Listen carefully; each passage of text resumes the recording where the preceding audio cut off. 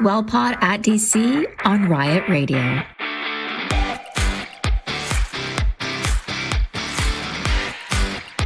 From meditation, stress management, safer substance use, and sexual health, we will literally talk sex, drugs, and rock and roll. Join us to dive deep into some student health questions. We'll learn about wellness together, try some coping tools, and meet some interesting people. Your co-hosts, Heather and Craig. Perfect blend of Campus Health and Wellness Center and Sal's. Each week, we'll DIY a wellness tool together. And then nerd out and dig into the science behind how it works. Email your health and wellness related questions to wellpod@durhamcollege.ca to be discussed anonymously on air. Welcome to the WellPod at DC.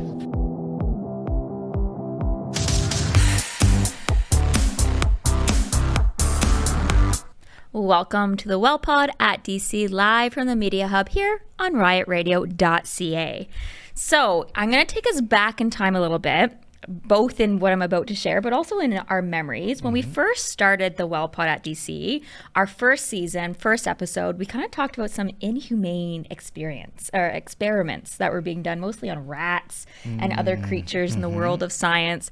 So alas, I'm going to start the second half of our season 3 with a little bit of inhumane science experiments once again. So I want to take us back to 1849, and Arnold Arnulf Bethold, a German physiologist and zoologist, was very curious about testes after noticing castrated roosters did not have the same sexual behaviors as roosters with their testicles intact. So he started a series of inhumane experiments, removing the testes and surgically placing them in the abdomens of these roosters, discovering that the location of the testes didn't really matter, arguing that there must be some chemical in the testes that was being secreted influencing sexual behavior. A few years after that, Oliver and Schaffer in 1894 discovered an adrenal extract containing adrenaline. And years later after that, Starling and a cousin or a family relative of his, Bayliss, discovered secretion in 1902 after following up on Pavlov's published observations. Do you recall that name, Pavlov? Yep, he's got a couple of dogs there, got right? Got a couple of hungry dogs. Yeah, ring a bell and they salivate.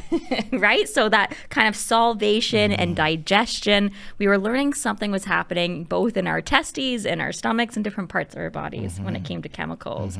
And then finally, in June 1905, about 120 years ago from today, Starling first used the word hormone in lectures on the chemical correlation of the functions of the body delivered at the Royal College of Physicians in London in the UK. So Starling defined this word that he first stated, hormones, meaning derived from Greek, meaning to arouse or excite, as the chemical messengers which speeding from cell to cell along the bloodstream may coordinate the activities of growth and different parts of the body. So today we are diving into the world of endocrinology.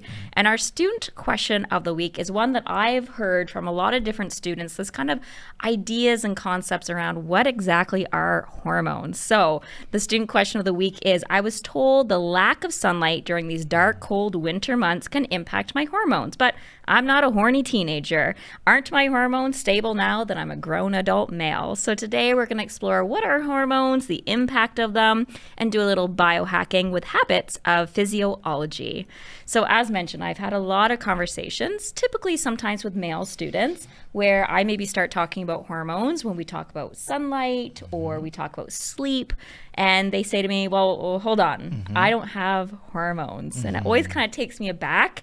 Hormones are not just about sex or menstruation. So many of us have this association with hormones, with sexual kind of excitation, if you will. And what's really interesting, the term horny first appeared around what year do you want to guess? Well, I'm guessing it kind of sounds like hormones itself. So when that term first started being used, yeah. But I forget what year you said. 1902, 1905. 1905. Yeah, 120 years ago. So let's say 1906. It was actually 1889. So before the term hormones, we were kind of using this term horny. So for hundreds of years prior, we were using horn to reference the hard phallic horn of an animal. And this was a euphemism that was used to disguise in public discourse discussing erect penises. So, and we see this in William Shakespeare, 1590. So even going back more hundreds of years, in 1590, The Taming of the Shrew. Am I but 3 inches? Why the horn is a foot, and so long am I at the least. So hormones do have a lot to do with sex, but so much more. So scientists have identified over 50 hormones in our human body, defined functionally, not structurally. Hormones have a very diverse chemical structures: amino acids, proteins, steroids, gases. Hormones are chemical messengers that coordinate different functions in our bodies, carrying messages through our blood to our organs, skin, and muscles, and other tissues. These signals tell our bodies what to do, when to do it, and we have several glands and organs and tissues that make up and release hormones, making our endocrine system. So endocrine is derived from the Greek term endo, meaning within, and crin, meaning to secrete or to separate. So Craig, take us a little bit deeper into the science behind these horny hormones and endocrine systems. It's interesting, even before getting into that, though, something that sticks out to me, kind of like, if I can go as far as to say the slang word, right? The slang word to cover up the I can't say this in public, if you will, right? But then how we even tend to use hormonal, right? Someone, you know, who's maybe a little all over or whatever you want to say, right? Oh, they're just being hormonal.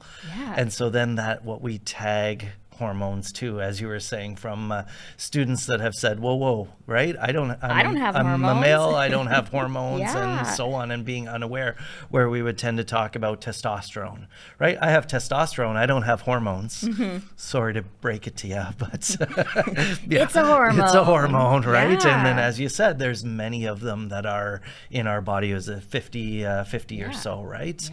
And so, in terms of hormones, overall, one other thing that you mentioned, you said the correlation. I forget the quote that you used, but that correlation of things in our body, right? And so one aspect of the endocrine system that I think can be maybe confusing at times, we tend to think about more our nervous system sometimes with this, right? Well, even you and I sitting here and so on, right? I'm moving my arms. Well, what's doing that? It's not hormones, right? It's my nervous system is sending signals. And so then I find we tend to focus on that, right? That it's our nervous system that's sending information around, coordinating all of this. But then, as you said, the correlation there, the endocrine system works in conjunction with our nervous system. But to build on what you said as well, but how does it do that? And so we'll bring up an image in a moment of all the various glands in our body here, but kind of going back to again that, like, oh no, I don't have I don't have hormones. The glands of the body that the gentleman at the show here will bring up. Gentlemen. Working on our image. Working on our image. But so there's different glands. But there's different glands all over the body, right? And so the way they work, as opposed to sending the electrical signals, going back to the nervous system, it's about electrical signals along cells. These are, as you said, dumping the chemicals out into the blood to then travel around the blood and have an effect on whatever other part of the body is supposed to have an effect, right? And so one of the things we sometimes hear about the endocrine system and hormones, right, is this lock and key effect. Right? Because the hormones are being released out into our blood, and then, well, our blood goes everywhere in our body.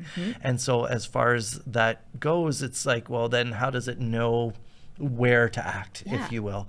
And I kind of picture it's like, the hormone is going literally kind of head to toe, but where does it know where to activate and kind of where to do its job? Because I would imagine it's everywhere in a sense. Exactly, right? And then so the key there is, in terms of the lock and key, the hormone is the key, but where is the lock that it inserts into?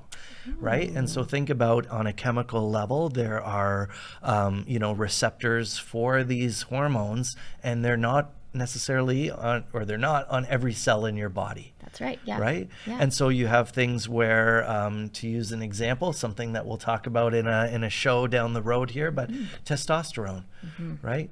This is something that, males release. You were mentioning the example there of the roosters and so on. But for humans, what kinds of things does it do in the male? Gives male secondary sex characteristics, right? But also involved in things like muscle repair. Well, then this is something where, the lock and key effect is, okay, there's, someone goes and exercises, the body releases testosterone after the exercise. It goes specifically to muscles to have that repair effect on the muscle, as an example, right? Yeah. It's not going to necessarily other parts of our body because there's no receptor ultimately for it, right? And so, yeah, that's that aspect of, how these work. And you also mentioned like the different types of chemicals that there are, right? And I was shocked by that. I Yeah. don't know why, but a part of me almost felt like when I hear the term chemical, I think like liquid. Like Yeah. I think like, it's kind of like this liquid. And so maybe we're just secreting these different liquids throughout our body. Yeah, for sure. And I think it goes into play of like that it's traveling through our blood. So then there's liquid aspect of our blood. But these are chemicals just like, sodium would dissolve in our blood or oxygen or glucose or whatnot. Then these hormones that can be either, as you mentioned, lipid-based or protein-based. And then that, without getting too long-winded in terms of the science, but affects how they affect those cells down the road in terms of the receptors. And keeping it really on the surface, but for protein hormones, then the receptors tend to be on the surface of the cells. The hormone binds to it and then causes changes inside the cell, whereas the lipids tend to go into the cell and the receptors are inside there and then affect changes, kind of going back to the testosterone as a lipid-based hormone. But it goes into the cell and then it causes production of the proteins that ultimately repair those muscles that have been used during that exercise. And then over time, with enough exercise, you develop larger muscles from that repair. Wow. Right? For sure. It's very interesting in terms of in terms of that. And so one of the things that's of interest too that I came across a little bit, but I think you could probably speak better to, is like, as much as I'm talking, I go work out and then I, release a hormone. What about the sort of natural day-to-day or over our lifetime sort of cycles of hormones and so on, how that affects our body? I'm a big believer of kind of understanding this natural process of our hormones kind of ebbing and flowing and changing across a lifetime. As I kind of say, we have these peaks and valleys often. And so as we age, changes naturally occur in our body systems. And so some target tissues become less sensitive to their controlling hormones, that kind of key and lock idea, right? So sometimes they get a little bit rusty and they don't kind of fit as well, or just the amount of hormones that are being produced, we see kind of change over a lifetime. I think for many of us, if I was to ask the audience, even ask the crew here, like think about a time in your life when you think you have like the most change of your hormones. I think most people think about puberty, right? This tends to be a kind of pop culture reference. We see it in a lot of different kind of videos and TV shows. So what's really interesting though is puberty in children with ovaries, they start typically between the ages of 8 to 13. Children with testes, typically it's between 9 and 14. And puberty is just simply your body's way of physically kind of gearing up and getting ready for more adult systems. So it's kind of like a computer upgrade. We're kind of getting new systems in place. Different parts of our body are coming more online. So this is a period where our major organs and body systems are maturing. And so our body becomes more capable of sexual reproduction. We start to notice changes with our mental and emotional developments during puberty.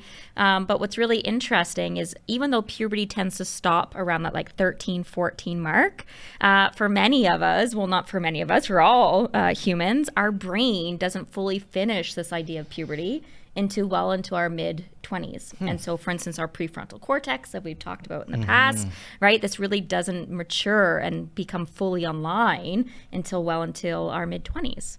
And another really interesting thing is well before this kind of more well-known talk of puberty, research that was carried out in Australia for the Childhood to Adolescence Transition Study found in children in that kind of second and third grade age, so a few years before puberty, actually have a massive massive increase in hormone changes. And so in their adrenal androgens, maybe you know better than I where in our bodies that might be, they start secreting more and more hormones. And so it happens to all children, but not everyone shows the same kind of mood and behavioral changes. But we see a huge mood shift. Current research is also exploring hormone changes around the toddler years. So we kind of hear about the terrible twos and the tantrum threes, and we've been so dismissive in children when it comes to research and to studies. But it's like, hey, what might be causing some of these massive changes? Is it just that we lack communication skills and emotional regulation skills, or are we seeing a huge spike, especially in young males, in testosterone during this time, right? And kind of starting to almost like mature their systems before the major shift of puberty. Yeah, and I'd say like it's interesting to hear all of that from the every day, or that's not quite, but puberty, that's when hormones go crazy and all that happens, and then that's it. But the awareness of just the, as you said, mid-20s in terms of things are still changing there. And then the examples that you give as in terms of being younger as well, not thinking about or associating something like testosterone to younger. 3-year-old. 3-year-old. Right? Right, but systems are starting to kind of get plugged on and turned on. One of my favorite pop culture references for puberty, if you haven't seen it, Netflix has a wonderful show. It's an animated comedy called Big Mouth. And it is incredible at kind of normalizing and adding a comedic element to kind of this tween experience as we're stumbling through the mysteries of puberty. But instead of fairy godmothers, each character has a hormone monster. And so they try to kind of explain some of this physiology and some of these changes that we go through with some very comedic takes. Interesting. But we see it in so many different movies and TV shows, some that come to mind, like Stand By Me, a good old classic from 1986, Boyhood of 2014, even Turning Red, the latest Pixar film in 2022. So another major well-known shift in age when we see some spikes and valleys in our hormones tends to happen around our 40s and 50s. So for our mature students or for many of our staff around here, really recognizing that this is going to be another massive change in our hormones. So those that menstruate will experience a major hormone shift called menopause, and this is typically when our menstruations completely stop for good, typically between our 40s and 50s. But what's often not well talked about or well known is years before this, perimenopause can last anywhere from 2 to 8 years. And these are massive mood swings and weight changes. So it can be really challenging for individuals to navigate. We kind of add humor sometimes, thinking it's just about like hot flashes. And there's a really great product on the market right now. It's like a neck fan. So it's like this cooling fan. It has kind of 2 big fans around the neck. But it's not just simply that you can't regulate your body temperature as well. It's major changes that we're going to talk about later today. The impacts of our hormones are head to toe. Yeah. And the aspect of just like, as you were saying, this cycle, but then what happens when the cycle is, for lack of a better way of saying that, changing, maybe instead of winding down, but changing. And then now the cycle is maybe more erratic and just, that balance that our bodies need and are used to, of like the natural ebbs and flows, if you will. And now, there's a change, more dramatic change. More dramatic change. I've come across a lot of, when we talk about this, using seasons as almost a metaphor. So we can think about puberty as spring, right? If we think about spring, which we're long awaiting for around here, right? It's this time of kind of blooming and awakening. So puberty being spring, our reproductive years being summer, and our perimenopause being autumn, whereas menopause often being equated to kind of the wintering that starts to happen with many of our hormones. But those that produce testosterones have another major change as well, a decline in hormones levels, and it's not the same as menopause. Sometimes there's humor of like it's the male menopause. It kind of misses the mark a lot. It is called androphase or age-related low testosterone. So we see a change in mental health as well here for males. So something to keep our mind on. And testosterone tends to start around the age of 40, declining about 1% per year. However, more than 80% of males will notice still have kind of a normal or healthy range of testosterone well into their late adulthood. So it's not comparative. It's not the exact same, just different sex. as those that experience menopause. So regardless of sex or age, humans grow and function thanks to hormones. So after this break, we're going to continue to explore about looking at the impact of hormones back here on riotradio.ca.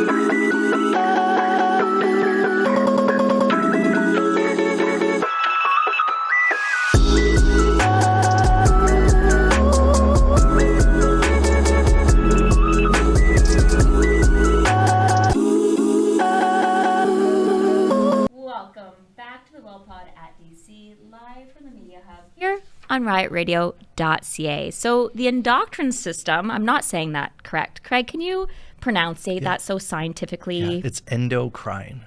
Endocrine system. So endocrine, I'm sure there's other, someone's laughing out there right now. Please. Like endocrine, Craig. And do shots of laughter every time I mispronounce it on today's episode. It's all good.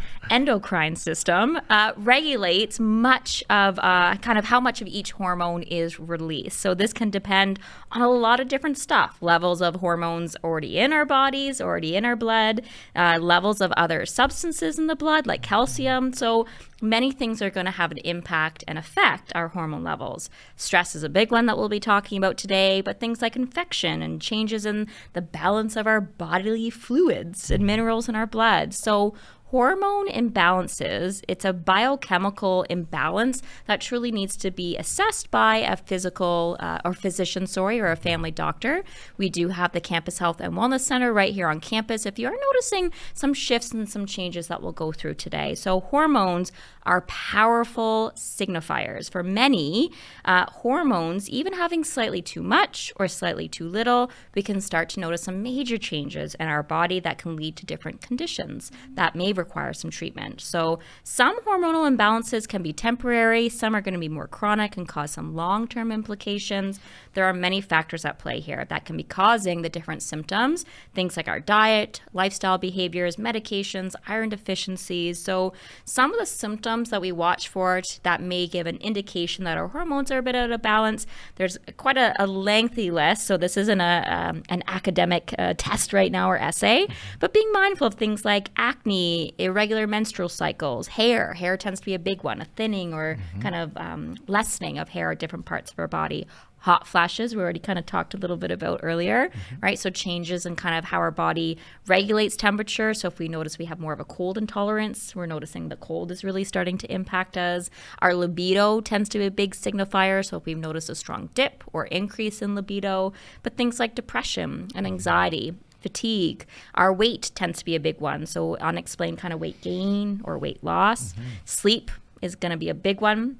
our heart as well. So increase in our heart rate, decrease in our heart rate, constipation, diarrhea, our skin and our hair, as mentioned earlier. So our skin can sometimes turn really dry and coarse, but darkening of our armpit skin, or the skin kind of at the back of our neck or back of our knees, skin tags, increase in skin tags. And last but not least, one to kind of watch for is extreme thirst or kind of frequent urination can be some of the signals that our body is sending us to let us know, hey, there's a bit of an imbalance going on here. So, Craig, we focused on the endocrine. Endocrine. That's all right. That's all right. By the end of the show. Again, someone's saying, Craig, you're saying it wrong too, so no worries. We focus on that type of system, but what are some implications of hormones on the rest of our organ systems and the rest of our body? So the guys just did a great job, and they're showing the picture that I was talking about earlier. And so that's awesome. And so bouncing off of what you're saying and looking at the picture here, again, going back to what we said earlier, it's not just, the male saying, whoa, I don't have hormones. I don't what got are you hormones. talking about, right? Yeah. But each of these glands here, the way our endocrine system works is, these are the glands that we would be producing and then secreting the hormones that we're talking about here today, and that we'll continue to talk about in future episodes and have in the past. And they interact, as we talked about, by releasing those hormones into the blood and then having effects on other organs and tissues within our body, right? And so with that, there's interplay with any other system that you can think of, right? And not just, this one hormone causes an effect on that and nothing else. For example, talking about, testosterone. Okay, well, growing muscle and so on. Yeah, but then there's growth hormone as well. Growth hormone is another hormone that we've secreted when we were younger, growing up, that, as the name, not very creatively named, but easy to remember named, is allowed us to grow taller, bigger, and so on as we went from, young child into our adult size, right? Yeah. And so that aspect of there's multiple hormones having various effects, and, they might act a little bit differently from each other, but ultimately having a same effect, for example, with the growth that I'm talking about there, right? But you think about things like, we've talked before about adrenaline and cortisol, right? These are stress hormones. Yeah. So adrenaline having that impact of, if we were all of a sudden something scary was going on, heart rate's going faster, it's having an effect on our cardiovascular system. But it's also affecting other systems in terms of affecting our urinary system, saying, don't worry so much about making urine right now, because let's deal with whatever the scary thing is. So sometimes it's upping things, sometimes it's downing, decreasing things, right? But then when you also think about, just using cortisol as the example, this is also a stress hormone. So how do they relate? And adrenaline tends to be more of the short-term stress, where then cortisol, as a lot of our students experience, and I'm sure you've worked with a lot, as have I in sales, it's that ongoing, maybe, job plus school plus exams coming up, or whatever else they might be experiencing. It's that long-term hormone that's, affecting their body. Just to bounce off that one, what's it doing? Causing release of sugar so that I can deal with that stress by causing my sugars to go up, right? Because that's for us to make energy. But it can also affect our immune system, as we also have talked about before, suppressing it, because I kind of say from the student standpoint, like, can't get sick, exams coming up, can't get sick. Yeah. Well, that's kind of what the cortisol is doing. Until the exams are over and you're ready to relax, and now you have cold or whatever else has come on, and it's affecting that part of your body as well, along with some of the changes that you were talking about earlier of the phases or peaks and valleys, as you said, over the course of our life, right? And so it's ultimately a balance of the interplay of these, and a healthy interplay, thinking about this student and maybe their question there, or just at least in general, students these things are good for us. It's good to have adrenaline. It's good to have cortisol. But again, within balance, right? Having, as I was saying, the cortisol for too long, and then now why am I getting sick? Or, maybe even extreme, developing some chronic disorder or whatever the case is, as much as there might be a variety of reasons for that, right? And one of the examples, we're going to do a show in the future on testosterone, a little bit of masculinity, or we'll see where that goes, but is that aspect of, as I was saying, the effect of testosterone on, muscle repair. It has a few more applications, but effects, right, on the body. But if you think about people who maybe are going extreme and using steroids to get a lot bigger, right? So using illicit steroids in order to build muscle mass and so on for whatever sports they might be in part of or whatnot. But you've probably heard the term roid rage before, right? Yeah. Well, under healthy amounts of testosterone being produced, it's having zero effect on your nervous system, right? It's doing that repair that I talked about, of course, the secondary sex characteristics of males and so on. But if you're also injecting it, well, now there's so much that even though there's the lock and the key and it shouldn't have an effect, it's going throughout your body. It's getting into your nervous system. And now there's some negative repercussions of, I'm oversimplifying, but the anger and whatever else comes along with that roid rage aspect is, because now some of those locks that shouldn't open with that key it's being sort of jammed in there hard enough that it's having an effect in the end, right? And so, finding that balance in our bodies is important. And so I'll ask more from maybe, if you will, your side of things a little more. I'm talking physical. What about sort of the mental side of things and that balance of hormones and so on in our body? Very similar, how our whole body is kind of more physically and biology-wise, anatomy-wise, kind of all connected. We see this with our mental health as well. So our mental health is strongly impacted by hormones because hormones play a role, as we've talked in the past, about regulating our moods and emotions. Most of all of the hormones will have some either kind of primary or secondary impact affecting our mood and emotions. So some things that we're going to be talking about upcoming and we've kind of teased about in the past in different ways, serotonin, for instance, really helps us regulate our mood and our behavior. And imbalances in serotonin for the last 50 years, we've been building research and looking at how that plays a role in a lot of our mental illnesses, such as depressive disorders and anxiety disorders. So serotonin is a major one that we look at in the world of mental health. But things like dopamine, we've talked in the past about kind of more of the reward system it can get into, and it's kind of linked with our substance use. But dopamine plays an overall important role in our mood. And then when we look at cortisol, which you've already mentioned today, cortisol is one of our kind of longer term stress hormones. And so it really has an impact on kind of the physiological symptoms that we feel around stress, but also the overall mental health experience that we may be having. And so different times in our life, when we see an increase in cortisol, we might see those changes in our mental health as well. So we've talked about kind of physiology-wise some changes and some impacts with mental health. We notice some impacts. Craig, what about learning? Do we notice chemical, but hormonal imbalances maybe playing a role in maybe how we learn here as well? For sure. And I think it overlaps a lot with that mental health. Just something coming to mind that I've been of interest with is like, even from a teaching standpoint, though, of course, then it applies to the student, right? And I'm sure you've maybe had this, like going into a classroom where there's high stress, right? Sometimes, even though there's a lesson to go through, it's not necessarily going to sink in very well if everyone's really stressed about that other class that they're taking, and right after your class, there's an exam or whatever the case is, or even more on an individual level. A student who's in your class maybe, experiencing a high level of stress, just like you were just saying, right? The very low dopamine, maybe serotonin's thrown off and cortisol is running rampant and so on. You might be going through a lesson, but, is that student actually, getting much from that lesson, right?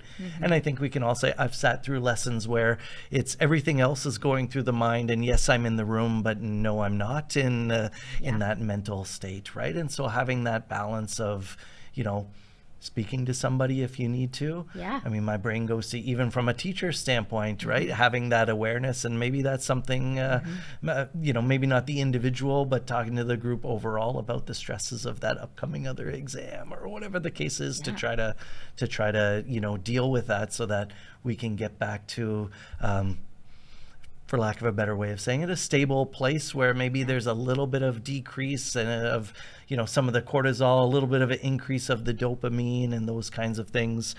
And even that sometimes from a student's standpoint, what can I do to get a win? For lack of a better way of saying it, right? Yeah. The dopamine, the endorphins, right? Even when we're talking things like, a to-do list. I make a to-do list of things, and then what should I start with? Choose something easy. Yeah. Something that you can knock out, and then it's off my shoulders. Yeah. Thanks, endorphins. Yeah.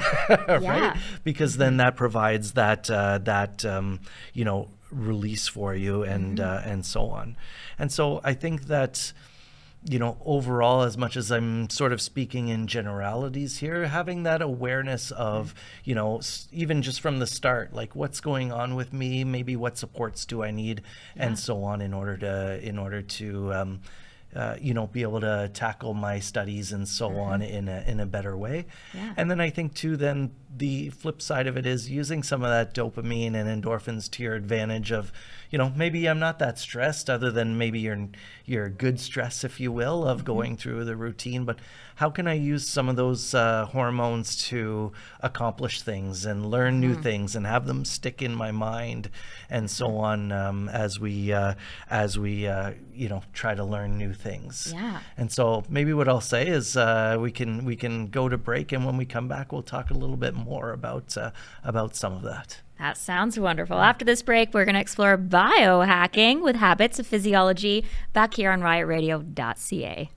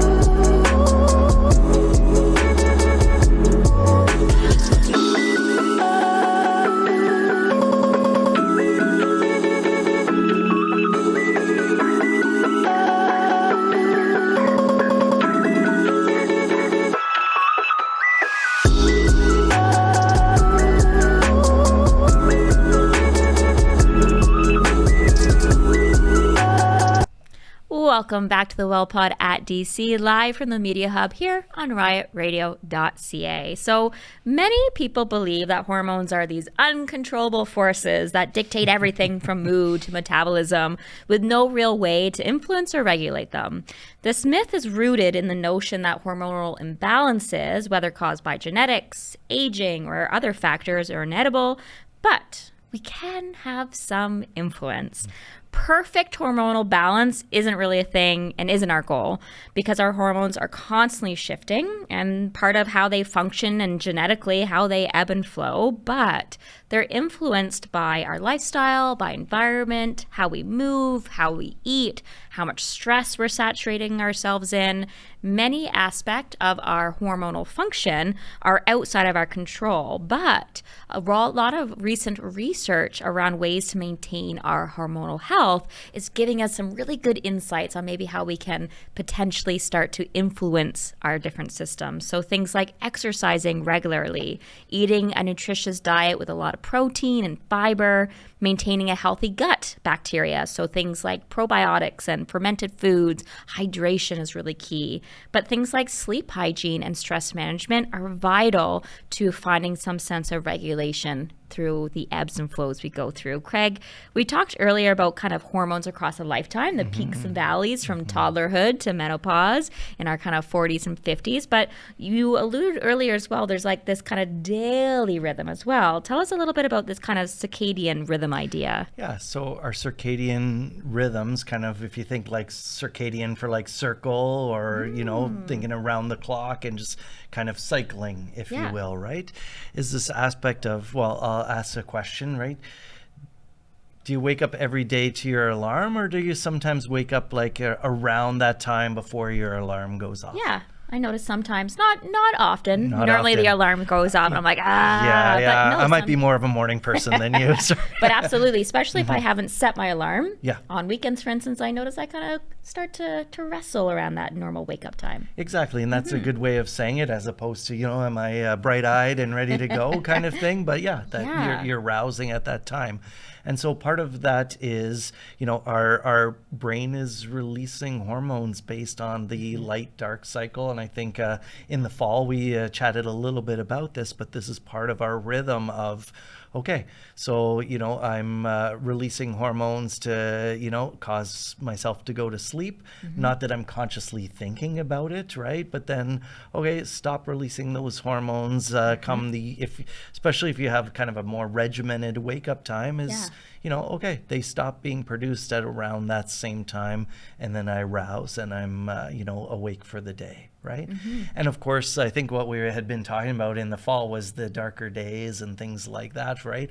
And this is some of the effects where, I'm more tired and so on. And we talked about seasonal affective disorder, and as much as it's oversimplifying it a little bit, but that, you have these much darker days during the winter and so on, and then how that affects tiredness, energy, and mood and so on is, that's because this is a change to our circadian rhythm where, okay, there's like less and less time awake and so on. But there's lots of other cycles, as much as I'm using sleeping, right? Even eating and the natural, like when our bodies start to, produce hormones to make us feel hungry so that I eat and so on, right? And so there's a lot of control there. Not that we're robots. I know you didn't say robots, but like some people can feel that way. Okay, I'm just being controlled by these hormones, right? But it's like, no, but there's an aspect too of it kind of, then we don't have to be conscious of everything, right? A lot of energy that our body makes goes to our brain, right?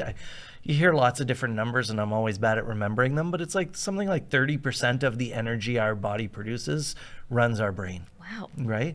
And so then our brain is very like, okay, let's make it easier. Like almost don't have to think about it, right? Like just find some efficiencies here. Exactly. Like, and I'm glad you said that, from the, like, we get into routines. Why? So I don't have to think about it, right? Yeah. I often use, like, if you've ever driven home from somewhere and you get home and you're like, I kind of don't remember much of the drive. It's because your brain is really good at forgetting stuff, because it's like, good, I don't have to use energy for it. I have this, I know where to take right and left-hand turns and go straight, and I get home, right?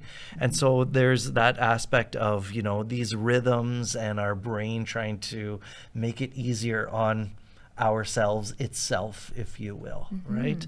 And so, in terms of this, an interesting concept is this concept of biohacking, right? Building on this, okay, we kind of know this, we have these rhythms and so on. Can I affect them in some way, or what is a biohack? A biohack, I love this kind of new term, or not new, but it kind of very trendy over these last few years in kind of the wellness sphere. So biohacking refers to managing our own biology using a combination of medical, nutritional, electronic devices. For instance, we talked about cold exposure a few seasons ago. And so at its core, biohacking is the idea that making small incremental or, small changes to our diet or lifestyle lifestyle can make small improvements and then over time build when it comes to our health and wellness. So sometimes referred to as do-it-yourself biology. Many pockets of biohacking currently require more research, as we like to say on the show, but we see many tools already being used, already being consumed on the market. So if we think about technology-based biohacking, smartwatches, Fitbits, for instance, this is trying to give us data so that we're able to make some changes. We see a lot of apps, for instance, that are used to track our menstrual cycle. And so this is trying to empower us with information about different aspects of our hormones, sleep trackers, for instance, right, where we can maybe start to see where naturally the melatonin starts to kind of kick in and say, now thou shalt sleep, it's sleepy time. So by tracking these, the idea is that we can maybe adapt or pivot some of our lifestyle aspects to have a better impact on our well-being. So more and more studies are looking at the impact of cycle tracking, for instance, for those that menstruate. And so there's a time throughout our cycle. One of the current kind of big focuses is, for instance, is there a better time in our cycle for us to do things like exercise? And so there's one study that was really trying to explore, is there a different phase throughout the month that you should really be exercising, especially if you're an athlete? And a lot of the studies around these different areas of biohacking, but especially around kind of cycle tracking or maybe using different points of your cycle to do different things, are coming up with very kind of trivial and variable results and implications that are likely too small or meaningless for most of the population. However, for individuals like elite athletes, where the difference between winning and losing can be very marginal, there might be something here. When we look, for instance, at testosterone, and we look at, men that work in business or have leadership, there's a lot of studies going into understanding the daily cycle of testosterone. So we know when we wake up, we have a very visible reminder that this is the peak of our testosterone for the day. And so there's a lot of studies of, maybe we should be making, giant business transactions or having in our partnerships in different relationships, not be having really vulnerable conversations when we're a little bit more perhaps aggressive or assertive.